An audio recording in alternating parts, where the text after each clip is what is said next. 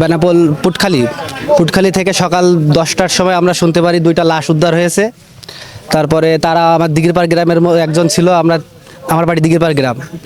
তো সেখানে সেই লাশের আলামত দেখে আমরা জানতে পারি বা বুঝতে পারি এটা ভারতীয় সেনাবাহিনী, বিএসএফ, সীমান্ত রক্ষা বাহিনী, বিএসএফ এর দ্বারা তারা নির্যাতিত হয়ে মারা গিয়েছে। আর ইতিমধ্যে আমরা কিছুক্ষণ পূর্বে জানতে পারলাম 3টার পরে যার একটা লাশ পাওয়া গিয়েছে অগ্রভুলট সীমান্তে। তা আমরা এসে সেটাও নিশ্চিত হলাম, সেটা দিঘিরপাড়ের একটা ছেলে, নাম সাকিবুল ইসলাম, বয়স 15। তার শরীরের বিভিন্ন মারের চিহ্ন থেকে আমরা বুঝতে পারি যে তারা ভারতীয় সীমান্ত রক্ষা বাহিনী, বিএসএফ এর দ্বারা নির্যাতিত হয়ে মারা গিয়েছে। তো আমরা আজকে 3টা লাশ, এই দিয়ে 3টা লাশ আমরা দেখলাম, বা আমাদের বেনাপোল দিঘিরপাড় এলাকাতেই তাদের বাড়ি, কাগজপুকুর বাড়ি একজনার।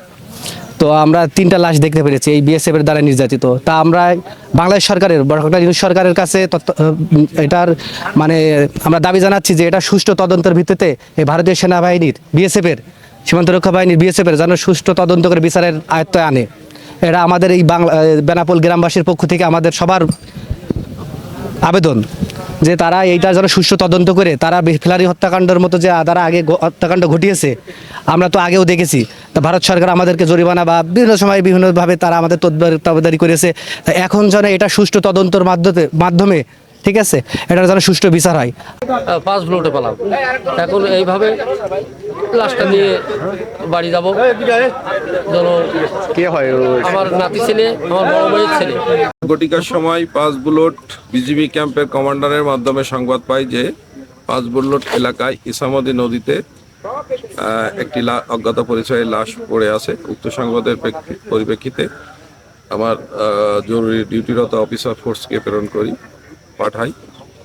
তারা ঘটনাস্থলে উপস্থিত হয়ে বিজিবি সদস্যদের সহায়তায় এবং স্থানীয় জনগণের সহায়তায় লাশ উপরে তুলে সুরতহাল রিপোর্ট প্রস্তুত করে ময়নাতদন্তের জন্য মর্গে প্রেরণ করেন। পরবর্তীতে দুপুর অনুমান 3 ঘটিকার সময় 5 বুলট এলাকায় আরেকটি প্রথম ঘটনাস্থল থেকে 3 কিলো দূরত্বে আরেকটি অজ্ঞাত পরিচয় লাশের সংবাদ পাই।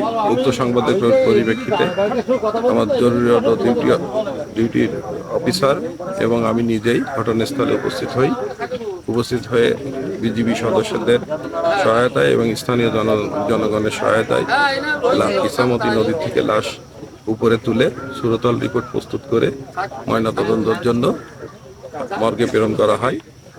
পরবর্তীতে এই লাশ দুটি ব্যাপারে আমরা পরবর্তীতে আইনগত ব্যবস্থা গ্রহণ করার জন্য উভয়ের পরিচয় শনাক্ত হয়েছে।